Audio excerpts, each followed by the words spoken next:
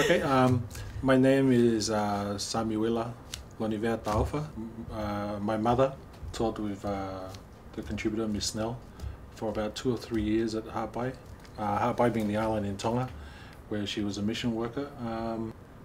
The crafts at the school were mostly for fundraising, which involved having material available for the steamships at the time.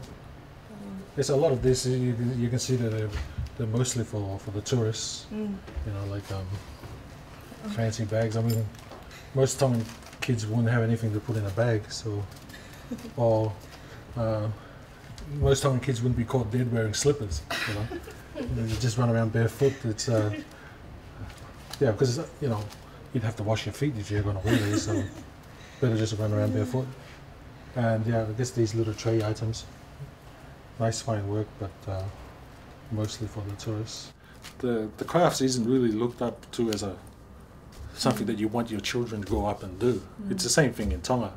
If people look down on handicrafts and so that, it's something that everybody wants our kids to be accountants, doctors, or computer specialists, not sitting in the backyard doing mundane jobs like this. But if you're disciplined in doing the work, you can make between $20,000 and $30,000 on just arts and crafts alone.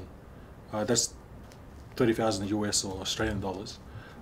Because of the diaspora or the spread of the Tongans overseas, there's so much of the culture being exported.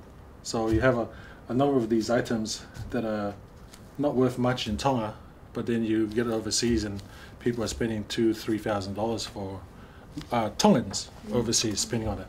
Not so the big export is not to tourist boats coming into Tonga anymore, but it's really to the expatriate Tongans, especially in richer economies like Australia and the US.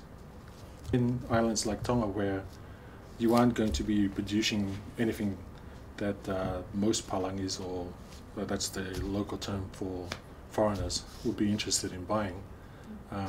You're not going to be mass producing cars or computer parts, but you can produce the cultural items that expats will pay a lot of money for.